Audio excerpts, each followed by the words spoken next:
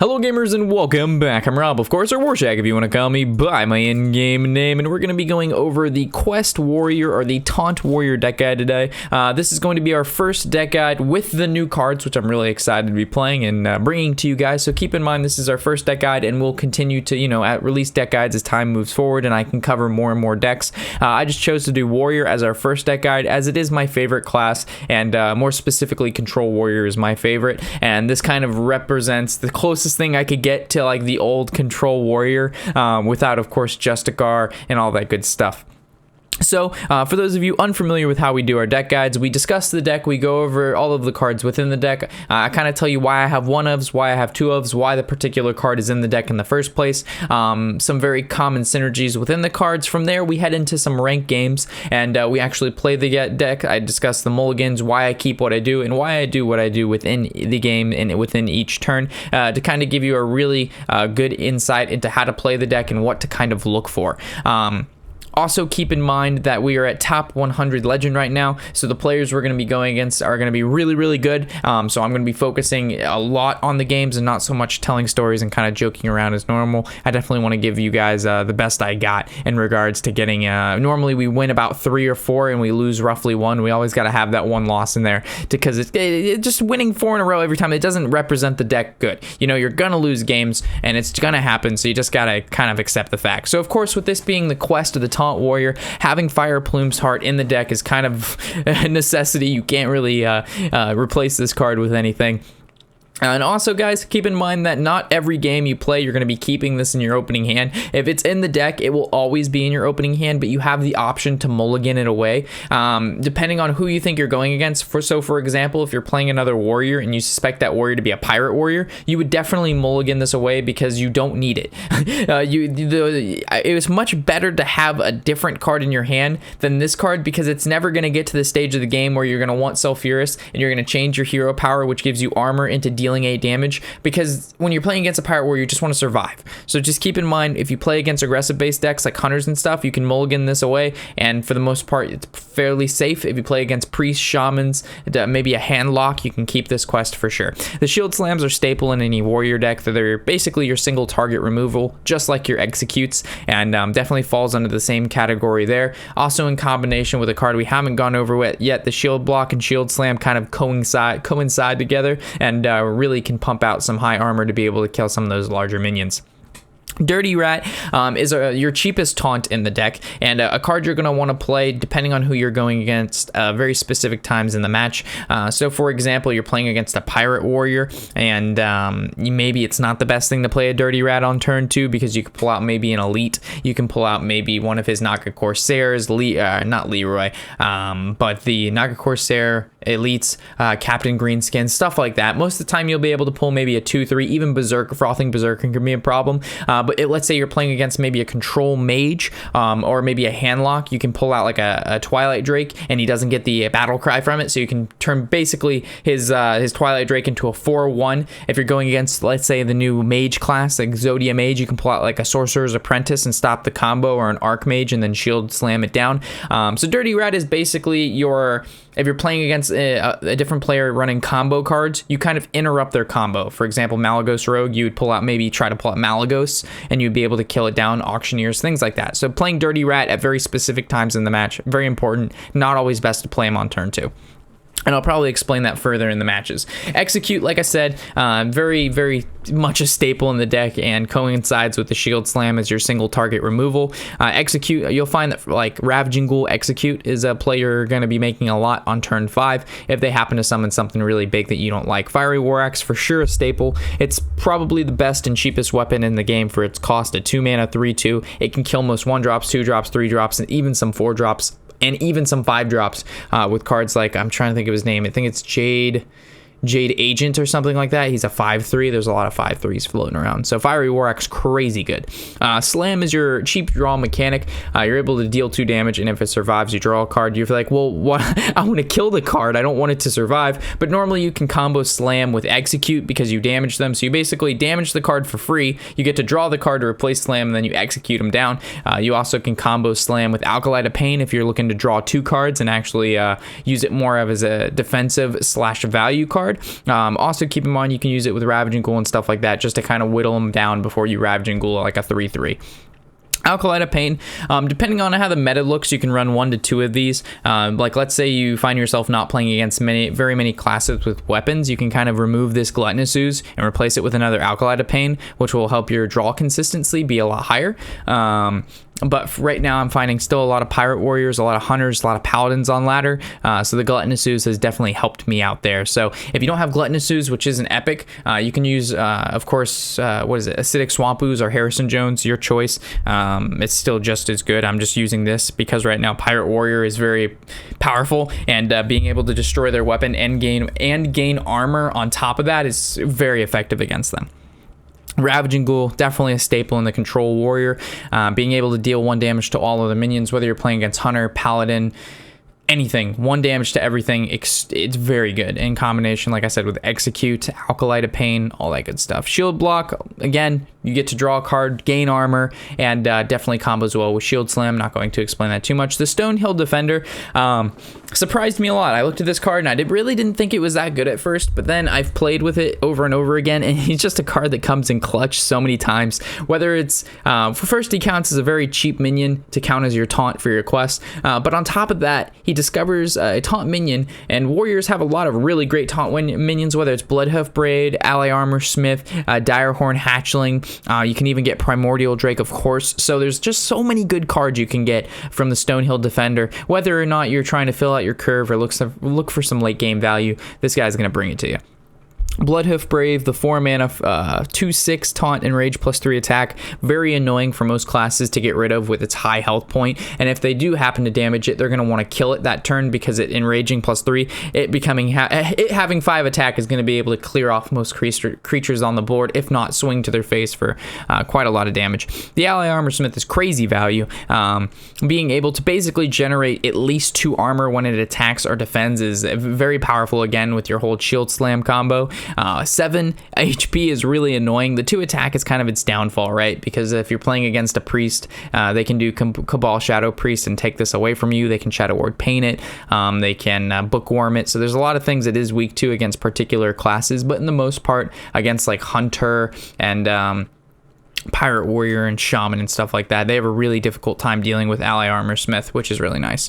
Your Brawl is definitely, again, another staple in the deck. Definitely want to run 2 of these. This is your largest AoE removal in the deck. You've got your 4 basically single targets removal, with 2 Brawls being your main large scale removal. Only 1 creature is going to end up after this is done, so hopefully it's not your opponent's most powerful one. You're definitely going to want to Brawl and get some of those littler, less powerful creatures to live, which makes this really good. Direhorn Hatchling, I'm running 1 of these and one of these guys because I really don't think they're that powerful. The Direhorn is good, but it's just, we're already running 2 Ally Armor Smiths, and having already 2 Brawls and then anything more than like 5/5 drops is kind of too much in my opinion. It's not bad, but it's just not my favorite, which is why I'm running 1. Also with this guy, this is probably my least favorite card in the deck, but we definitely needed an okay 6-drop, plus it combos well with Curator, which is why we have 2 of these beasts and 2 of these dragons, because by the time you play Curator, you're at least drawing 1 if not 2. And also the Direhorn Hatchling, the larger Direhorn that comes out of this card, the 6/9 that goes into your deck, also can be pulled with Curator. So let's say you play Direhorn Hatchling on 5, it dies, it puts the bigger one in your deck, you Curator, you actually can get the 5-drop 6/9, which is really, really nice. And this guy is just, you know, he's whatever most of the time. For some reason, when you adapt him, he gives you the option of Taunt when he already has Taunt, so that's always useless to pick. From there, of course, Divine Shield is really good, or the +3 HP is always a good one to pick, depending on your situation. Curator, he's basically draw 2, or at least always draw 1, counts as, again, the whole taunt thing going on, and he's 4/6 in stats, not the highest, but he's still pretty annoying to deal with. And then your Drakes. These guys are the MVPs of the deck for sure. This is deal 2 damage to all other minions. Plus he's a 4/8 body, and again, he has taunt, gets pulled from Curator, so you can kind of go with like Curator on 7 and then always have the Drake on 8. And you'll find this clears, it clears most Hunter boards, cleared Shaman boards. Well, you'll see it when we play these games, guys. This card is going to do some work for us without a doubt. He has always done well for me, and you really just can't get away from not playing him in the deck. deck. He's just kind of too good. It seems like he wouldn't be that powerful, but you guys see, he comes in clutch 100% of the time. So with that, let's head on into these games and see if we can pull off some of these good wins and get some detail. We'll get some more greater detail into the decks. Alrighty, so heading into our first game here, we're going to be playing against the Mage Time Traveler. I guess that's a pretty adequate mage name, given that their new quest allows them to warp time and basically skip your turn. So I'm gonna keep the quest in this one, and I'll kind of explain why in a minute. The question is, do we keep Slam or not? And I don't think so. So popular mage classes right now is like Time Warp Mage, Tempo Mage, and there's this rendition of Freeze Mage running around, but it's not that popular. Mostly the Time Warp Mage is seems to be what people are going towards the most. This is definitely not one of the strongest opening hands we could have, and he most likely mulliganed away his quest thinking we're Pirate Warrior, which is a really good thing about playing the Taunt Warrior right now, is because everybody thinks you're pirates. It might be given that our rank is top 100 legend, and that only, you know, that's how we would get there so quickly is with pirates, but for the most part, people will mulligan improperly against you, which gives you a pretty good edge when playing this deck. If he is playing Time Warp Mage, as long as we have a high enough armor count and he's not running the Exodia version, we're pretty a-okay with just about anything he plays. I didn't want to coin out the Ravaging Ghoul there. We could actually just keep ignoring the Babbling Book, Shield Block, and kind of coin out the Direhorn, but just throwing something out here now. Plus, if this is like a mirror image, it'll copy a 3/3, which we don't really care about. So we know this isn't going to be anything. It's a very defensive spell. So there's the Waygate. He happened to draw it fairly early. I didn't see if he played it from his hand or he had actually drawn it. Oh man, he's chugging right along with those. So I really don't mind coining out the, oh, he's gonna stop the coin. What a really good, not so good counter spell there, buddy. I wonder if he gets the binding spell. So we know this isn't binding either. Normally you wait for your opponent to play coin and then you would play the secret.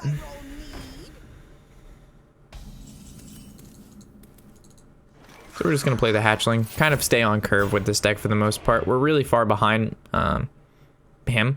His quest is it's definitely more difficult to play than ours, because his has to require him drawing stuff like Tome and all the stuff that generates the spell, and then he has to find a spot in a situation for those spells to actually be useful, which makes it take a little bit longer than normal. So I think we have a slight advantage there.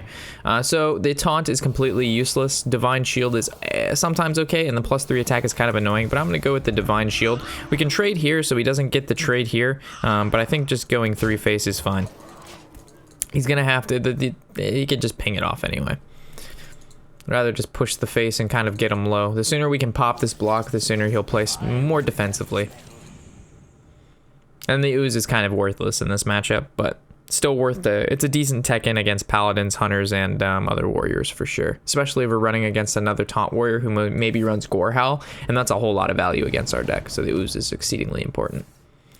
So there's the Ping Fireball. He actually got it from the Tome, which is pretty scary.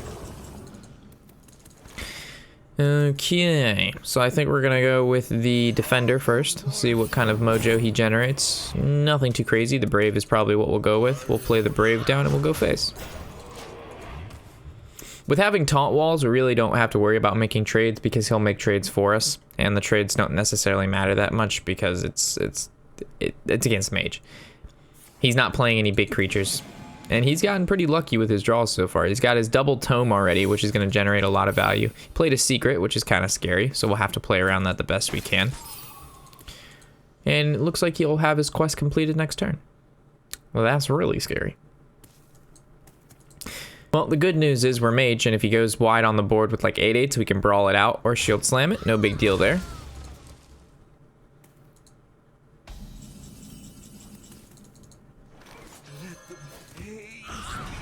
Let's attack with our 1/4 first. All right. Make sure it's not Vaporize or anything like that. It's not Mirror Entity. So it could be the Mana Bind spell, and the other one's most likely an Ice Block. Could be a Spell Slinger still, but most likely an Ice Block.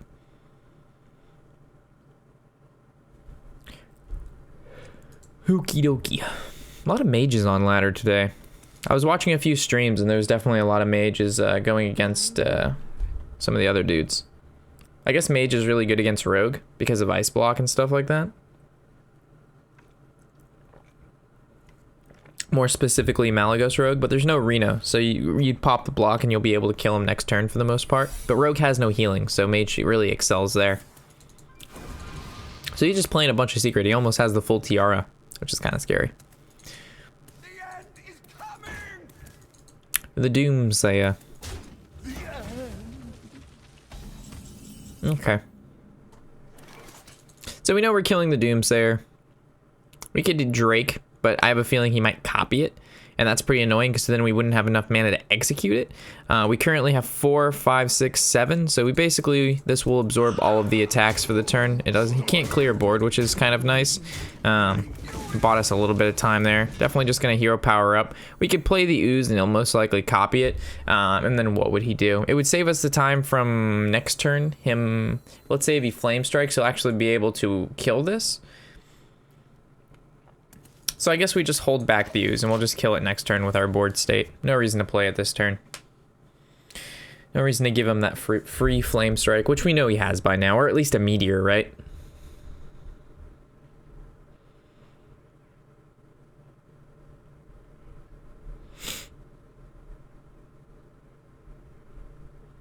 It's really hard to play against these mages because they have the nuts, they just win.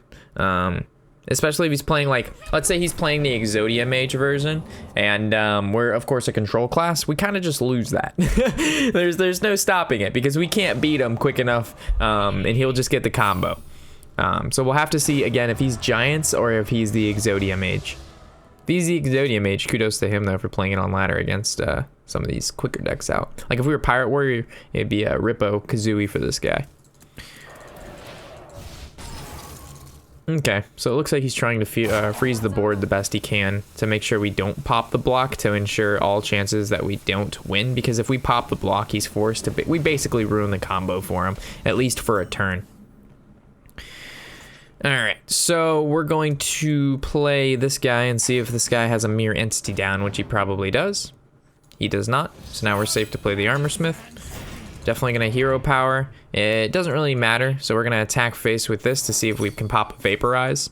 There's the Ice Barrier.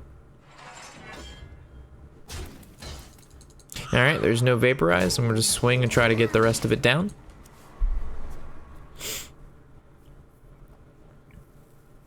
So, if he plays any creature, definitely have Shield Slam for that. Brawls are kind of useless. The Drake hurts us more than helps us, and the Executes are good with Ravaging Ghoul, or we can just like trade a 1/1 or a 3/3 in it and get rid of it. The Armorsmith is good again if he's not running the Exodia. It doesn't matter how much armor we have if he's running Exodia Mage.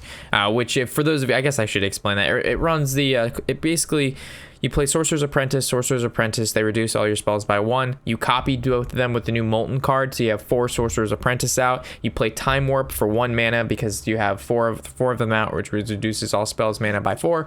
Then you play Archmage, and then you just play a spell, and then all your spells are, you play a spell, and then your fireballs are free because you have 4 of those reduced cards out. It's quite impressive. It's fun and interactive. It's very fun and interactive for all of those. Alright, so I guess we'll swing with this. Okay. I guess we just go face with everything, right? There's no point not to. Do we play this card, though? Why not, right? We'll just get rid of an Execute. Could turn it into a... Yeah, so he copies it. We can just trade into it and Execute. He'll probably copy this Execute.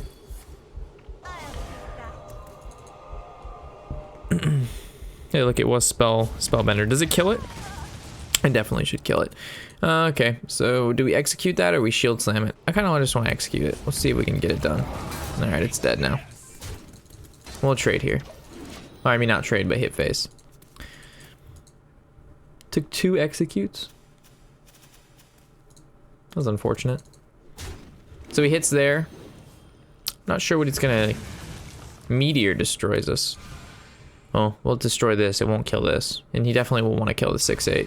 Glyph into Glyph. That's kind of scary. It means the first options were not so good, and the second one seemed to be kind of interesting. He took a little bit longer to complete that than before. He's still digging for something if he's playing the Loot Hoarder. I'm just gonna hope he's playing the Giants version and not the not the OTK Exodia one, where we literally have no counterplay against it. He can deal infinite damage. So it's gonna be rough. It's gonna be rough.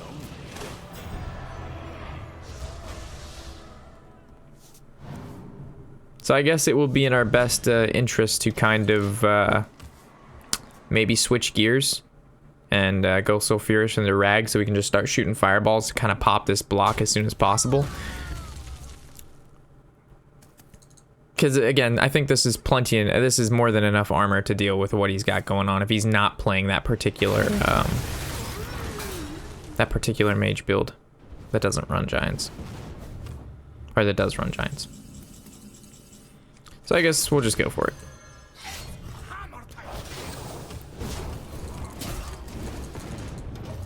So he basically now is on a 1-turn clock. He has to kill us this turn or next turn. If not, he's basically dead. And I think 18 armor is good if he's running like the Alexstrasza version.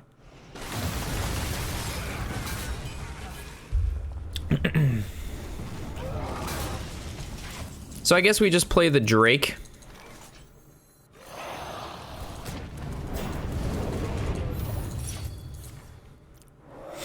And there's the first pop block. So this is it. He has to have the second block, which he most likely does by now for sure. Which kind of gives him an additional turn. Plus he can fill board for 1 turn. This is going to be scary. If he's running Exodia Mage, I'm so fucked. So there's the ice block. The ping hits the face, trying to get the armor. So he may be running the Giants, or the ping would actually have hit the 4-8. So we can actually see if we can pull one of those Sorcerer's Apprentice, or maybe see what's going on here. That's nasty. That's really nasty. That just basically won us the game for sure. Like that was his combo.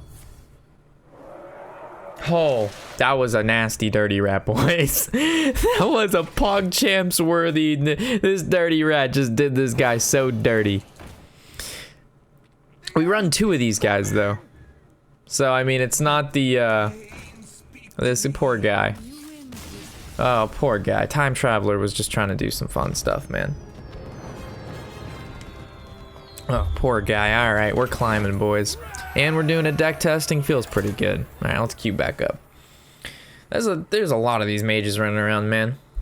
I guess he would just play aggressive decks, but even aggressive decks, I feel like that wouldn't be that effective because of all the freezes and all the ice blocks. I'm not really sure. I mean, we did well there, but that was only because Dirty Rat hit Archmage. But we can also Dirty Rat into a Sorcerer's Apprentice, which would be really good too. And we do run 2 Dirty Rats in the deck. It was just unfortunate that we didn't get it. And we also run the Defender, which could generate another Dirty Rat if it discovers it, or if we discover it from it. So there's always that possibility as well. All right, Hunter, this should be an interesting match for sure. So Hunter's one of those guys that we really don't need to keep the quest at all. We're just going to kind of go with the Defender and hopefully be able to deal with all of the 1/1s that he's going to be spitting out. So Fiery War Axe, very important. Ravaging Ghoul, very important. These cards are really bad. These cards are very bad. Slam's not too tragic, but I mean Curator and these are good. These are good cards, just not on turn 1. So this could be bad depending on how quick his deck is. If he's playing, it doesn't look like he kept the quest. Again, in respect for us being Pirate Warrior, which again could happen. A lot of players you'll find, I don't know if I mentioned the last episode, or not the last episode, but the last game. But a lot of players, because they see that you're playing Warrior, most of the time it's Pirates. So you're gonna be able to get away with that sneaky mulligan when they're gonna mulligan away their quest. And we mulliganed away our quest because it doesn't really matter. The quest doesn't help us that much against Hunter. We need the armor because of their hero power of do 2 damage. So Veklar's pointless. Hired Gun, it's bad, but at least we have something to play next turn. And the Tar Lord is kind of too far ahead because we have Curator. So I'm just gonna go with the Hired Gun just because it's a fucking creature to play. I mean, I was really looking for the 4-drop 2/4, or the 2-drop 2/6 would have been good. A 5-drop would have been good. Another Defender would have been good. But this was just bad. This hurts me. This hurts me bad. All right, so now we're facing down. Oh, there he is. Okay, so this is gonna be helpful, but the problem is with this guy is he's gonna get hit by that guy and it's gonna hurt me so bad. So if we go hired gun, he trades there, this gets even stronger. So I guess we just go with this. He hits here, this guy goes down to 2, we slam it next turn. If he decides he wants to kill command this trade, then we're gonna be in a bit of a frisky situation. This was bad though. Good draw, bad situation. So we'll have to see how we can navigate this through. The later it gets though, the better kind of we are, but we also have to keep in mind and respect the fact that he can make these huge creatures. Like he could be running hydras. There's the kill command and swing. This guy's gonna get even bigger. This is where having execute is like really important, because we don't have a great way to deal with an 8-5, guys, not this early on. And if we brawl and we lose, it's just not so good. Like if we slam hero power shield slam, it doesn't even kill it. I mean, we could hired gun hero power and hope he doesn't have eagle horn bow or another kill command. We could armor smith, almost guaranteed the swing here. We can then slam it and shield slam, or actually we'd probably be able to even hero power shield slam. But the hired gun, we're at a pretty bad position so far. I think I'm gonna go with the hired gun. I think I might be able to get a sneaky hired gun in there. He'll take the damage, we'll be able to slam it, it'll be good. Now we're just gonna hope he doesn't have that eagle horn bow. That would fuck us so hard. That's down and out right there, boys. We could have armor smith, but I think this is the better play in regards to the longevity of this game. If we play armor smith, we have to use shield slam, we have to use slam on a 2-mana guy. It's just not good. It's just not good. If he had eagle horn, he would have used it. So this is good. Because we don't know if he's not running hydras or not. If he's running hydras, we need protection, boys. Those things are big. Those things are big. They're scary. And they're big. We might have triggered him. This guy, he might not have a way to get through this 4-3. His 8-5 smashes into it. I mean, oh boy. Oh shit. Okay. Okay. It took him a really long time to think about that play. I'm not sure why, but it really did. And I believe we've lost. Because now every minion he has charge. We can't seem to draw and execute to save our life. So this is where we'd brawl and the Tundra Rhino has to live, basically. Or we would have to slam this and top deck and execute. So the chances of top decking and execute versus the 50-50 brawl, I think I'm going to take the 50-50 brawl. I mean, we're going to lose this brawl. Oh, we actually won the brawl. That's high. That's very unlikely. All right, so worst case scenario, Savannah High Main, bad things happen too. Stampede, uh-oh. That's never a good thing. At least this costs 3 mana and it has 1, oh gosh. It has 5 attack, I didn't even notice that. Holy shit. So we're taking a lot of damage, 9 more damage. Okay, shield block. We can make some stuff happen with this. So we would definitely, actually we really don't need to shield block. We could probably get away with Alley Armor Smith shield slam. We could, no, just the slam, right?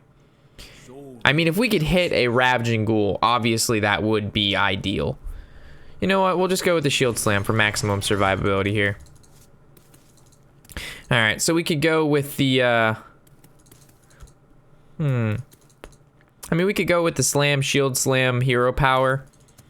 It's not terrible. We could go with like the Stone Defender, shield slam. I guess we'll just go with maximum survivability. So we're at 10, he has 4 here, he needs 6 damage. He already used the kill command. Direwolf Alpha doesn't do it. That's getting a little bit more threatening. So this is where we drop the Drake. And then we drop another Drake after this, and hopefully it gets the job done. But the problem is he has 7 damage on board. We're at 7 HP. This is still not it. He needs a little bit more. And I think that might be it. Because that would be I think that was it. Yep. Oh, yeah, that wasn't it. Woohoo. All right, we're back in it. All right, this is getting scary, boys. So this is 5, that's 2, that's 2. So we definitely need the hero power regardless of anything, which puts us at 7. And then we would have to... So this happens 100% of the time. And then he has 5 damage out. So if we ordinary and we don't get divine shield, we would lose. We know because it needs to absorb the hits. So we'd actually have to armor smith. The armor smith would take the hit. We would take 5. I don't think there's a way because this takes 2, which is 4. And that puts us at 8. So this would put us at 1 if he can't get around it. I guess that's our best bet. And if we brawl in the 2-4 lives, that's still not enough. It all comes down to taking all that damage early on with the hyena, man. That was brutal. That was so brutal. Oh, that's the damage right there. That's unfortunate. All right, so this will be our loss in our deck guide.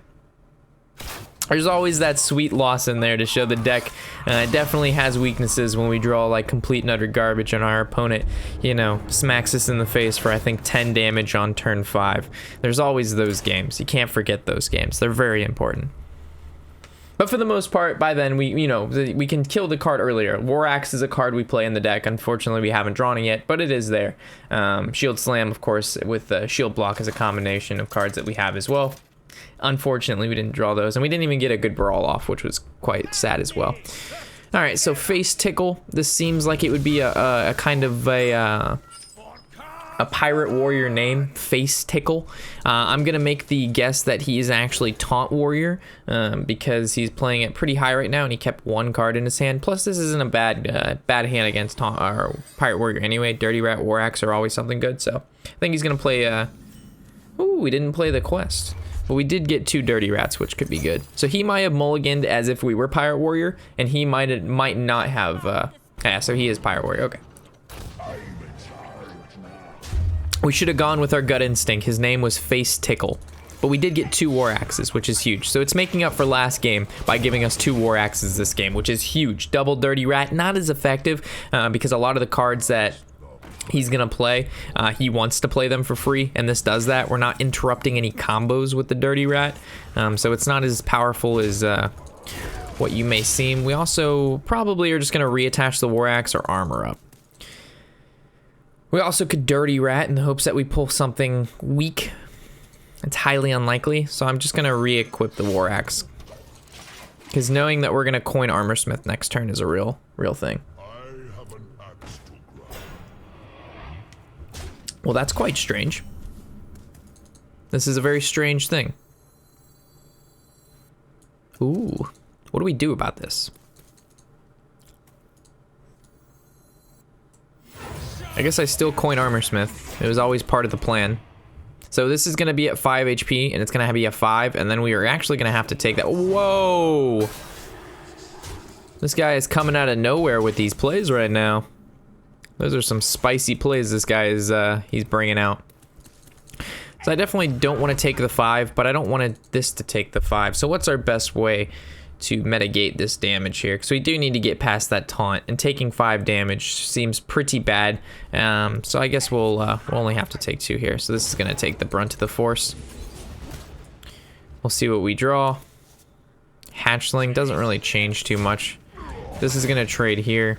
So now the question is, do we Dirty Rat or do we Shield Block? I mean, Dirty Rat can be really bad, especially when we don't have a way to kill anything. And we also don't... I think we're going to have to Shield Block for some answers.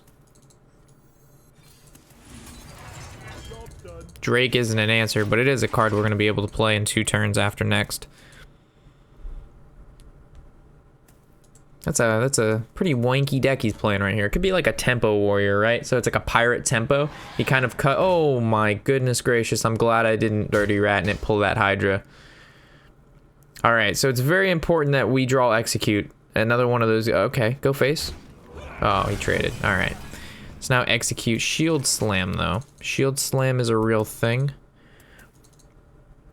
So I think we're going to do what we can. We got a double Dirty Rat. There's not going to be a better time. Holy shit, his hand is so filled with cards that are powerful. Fuck me.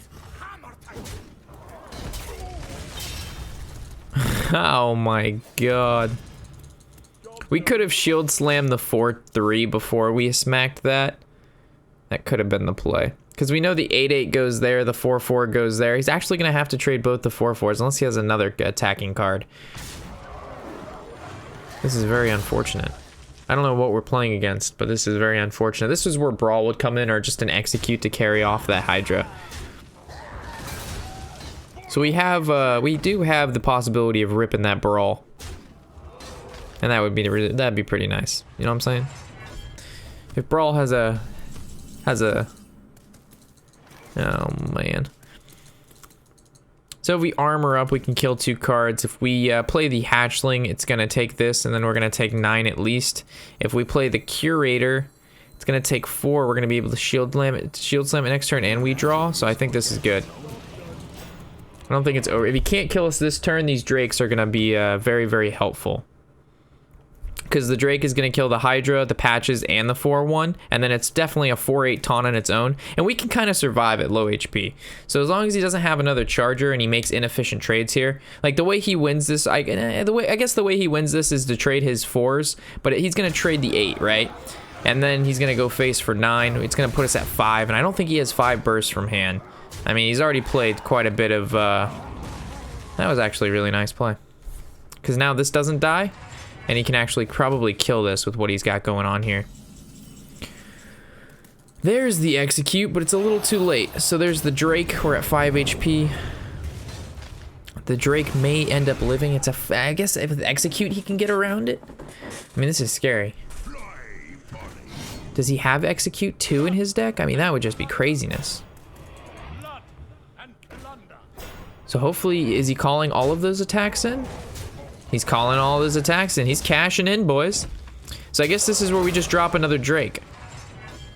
And the Drake basically absorbs another entire boards full of items. The Drake is a good card, guys. This Drake is a very powerful card. It also sets up for a great Ravaging Ghoul. He's getting through it again because he top decked this with Pirates. Normally he wouldn't be able to. So we're just gonna re-up again with some more taunts. We gotta hold the door, boys. We're holding the door. Oh my goodness gracious. There's double Executes. Oh man, a little late. So I guess we could go with like Hatchling, Ravaging Ghoul, Execute. That wouldn't be the worst thing in the world. But he could top deck. There's nothing for 5 damage. I think we're pretty set there. And as soon as we start getting rid of this board, I think the better position we'll be in. So we're just gonna get rid of this casually, play the taunt. From here we'll start armoring up. We're definitely not gonna play Sulfuras anytime soon, unless we're going for like the OTK that turn, but we won't do that. I don't think there's a way for him to get past these taunts and do 5. Even if he plays Mortal Strike, he's not below 12. Ah, there's the Kansami Da. He knew we stabilized, boys. Even without the brawls of the Executes, we were able to come through with the Primordial Drakes. Feels pretty nice. Alright, so let's queue up into another one and see if we can get another dank win in this this decade. Oh man. Whew. Top 100 Legend. This is the first time we've ever done a deck guide at Top 100 Legend. Normally we hit the Legend, we meme around, we play a lot of fun decks, and I'll bounce in between anywhere from top, like, you know, 100 to like 1,000, maybe 2,000, somewhere in there. Still good players. Not in the deep dish like 10Kers, but in the top 100 doing a deck guide. I mean, this is crazy, guys. This is craziness. It's crazy. That crazy cat.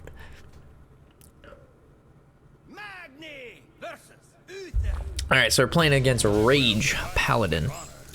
So do we think he's an aggressive Paladin, or is he going to be more of a control Paladin? This guy, probably a control Paladin. Given his name is Rage, maybe aggressive could be what we were going for here. But maybe it's the control with Tyrion, like N'Zoth Paladin. We'll see real close. There could be Murlocs too. I've seen a lot of those like hybrid Murloc secret buffing craziness decks. So maybe we should have, oh god, oh god, is this that deck? Oh no. Oh no. We need Brawl then. This guy goes wide and he goes fast. He hits hard and he strikes real quick. We probably should have figured that with his name being Rage. We're really not on. We're not on our best game calling out what these people are playing. I would have mulliganed my my quest away if we would have known we're playing against an aggressive base deck, because the quest doesn't matter. Oh Jesus, Cheez-Its. Yes, sir. All right. Well, we know Divine Favor is not going to be in his help anytime soon. So we're just going to look for the curve taunts. Psychotron is not that bad. Sunwalker is good, but we're looking for cards that we can just play kind of sooner than later, especially without Brawl in our hand as a backup. So Brawl's going to be one of those cards that basically... oh gosh, he's buffing all the cards, man. Alright, alright, alright. Come on. We can do this. We'll pull it together. I think we got it. This is looking kind of sketchy, though. Does he make the trade? He doesn't. Okay. We could Dirty Rat and maybe try to pull something out that's, that he doesn't want being pulled out. That's a good one to pull out. There's our Brawl. There we go. Alright, we're in business now, boys. We're in business. We're in business. We got Psychotron to play. We got Brawl to play. We got the Drake out. As long as... oh, God, the buffs are flowing. The Smuggler's runs are going to get me. This is going to be good, though. Psychotron's going to be good. Oracle into another Chum. The Chum buffs some more Murlocs. And there's the Vanquish. Oh, gosh. This is a brawlable board. This is definitely a brawlable board. Alright, so as long as the Oracle doesn't live, we're good. The 3/5 lived, not the worst thing in the world. So Divine Favor is one of those things that we just don't want to see. Vanquisher, 5/7, big, he's a big one. And this doesn't draw him a card. Alright. Alright, so it's basically we just need to survive at this point. He has no more steam, but playing this doesn't really mean anything because he has this now to take care of it. If we play this, he just trades in with his 5/7 and then that. So I guess this is our best bet, but this actually allows us to hero power in the same turn. This 5/7 is brutal. That's hard to get past because he's just gonna trade there 5 and then that 1. He only takes 2, puts him at 5. We hit this. At least he takes 3, but we don't get the R. We didn't get the hero power in. Let's hero power. Oh man, please. We got this. We got this. We just need to play these Drakes. These Drakes are big. These Drakes are good. The 4/8 taunts. Like, how do you get past that? Maybe Divine Favors though. It's gonna be brutal. That's kind of bad too. No, that's a 3/8. We're still at 26 though. 23. Ally Armorsmith. That's a good one. Well, no, the Psychotron now makes sense because he has to trade in both. And it does more damage to him. Because he doesn't have that 1/1 to trade in. And the next turn we start throwing down this Drake.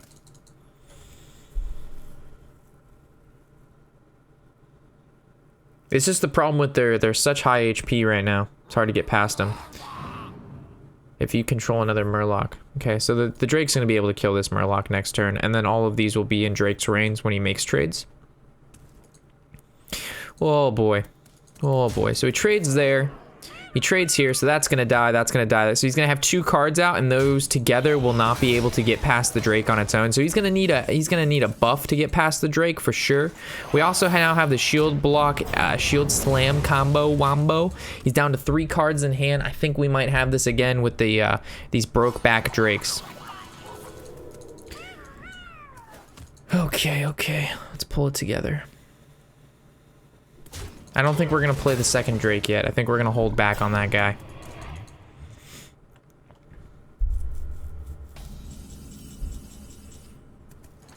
Okay, so we're going to probably shield slam this thing down so we can trade into that Murloc so it doesn't get super buffed. The only way we get to pass that is if we have to hero power, we have to shield slam this. This buff hits there. And then I guess it's between the Alkalite or the Stone Defender. The Defender could be good because it gets us another Drake, while the Alkalite could be good because it's going to allow us to draw into the, maybe another Brawl. I'm gonna go with the Brawl plan. Because this is going to pull 2 Murlocs. This is going to generate a Murloc. He's back to 4 cards in hand. Most likely, just like we're going to hope it doesn't run the War Leaders out, right? The War Leaders are really bad. No War Leaders. That's good stuff, boys. This is good. The Ooze is going to be able to take care of this weapon. No problem. Whew. This is a close one. It looks like we're like back and forth, but this is, I mean, it is back and forth. Take that back. So do we play... oh yeah, we definitely play the Drake now. Even though this weapon's up and we can ooze it, I think the Drake is too powerful here. And we're even gonna go as far as killing this last Murloc. Get the card out of our hand just in case he does run Divine Favor. That's one less card he draws. Maybe he hold backs the attack here. We get this ooze. Maybe he runs Tyrion. We get some ooze value. It all depends. It all depends. Ooh, whoa. Didn't see this one coming. Oh, I guess with all the hand buffing spells, this does make sense. Alright, so let's Defender. Let's see if we can get another, let's see if we can get another Drake. Ally Armorsmith or Sagoth? Probably Sagoth. I feel like that would be nice. Definitely oozing him. Definitely gonna clear off this board the best we can. Now the question is, do we attach this Sulfurous? Probably not. I feel like a shield block would be fine here. We're not really scared of overdrawing. Get the mana, we have it. We have decent defense for the most part. We have Sagoth, big guy. It's weak to equality, I suppose, but to everything else, I mean, it's just a giant wall.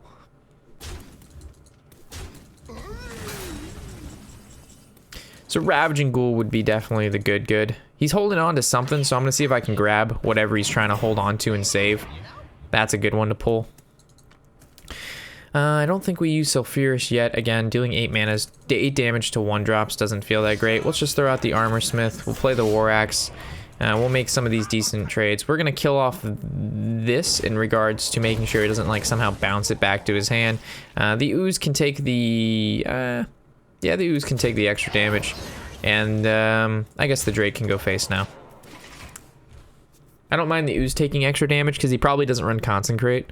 It looks like his deck is very hyper-aggressive and hand buff oriented, so you kind of have to take the reads and kind of guess what your opponent's playing, because we had no fucking clue. I mean, we have no idea. So, whew, what a deck guide, guys. Keeping it in the top 100 regions, pulling off some good wins, reading our opponent's hands, I think, fairly well. Overall, I think this deck is very powerful in regards to... your opponents think you're playing Pirate Warrior, but really you're just not.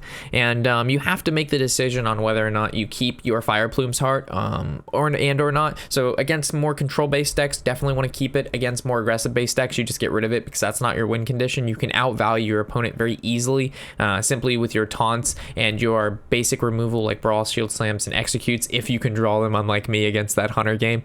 And fun deck, and definitely it'll do you guys well if you play it correctly and you get the hang of it. Again, it kind of very much so runs like Control Warrior, well, the old Control Warrior without, of course, Justicar, which if Justicar was in this deck, that'd be crazy. But I guess if you ran Justicar and then Sulfurous overrides it, it really isn't as good. So maybe Justicar wouldn't even get played in this deck due to that purpose alone. But anyway, guys, thank you for watching, and I'll catch you in the next deck guide, of course. As always, I'm more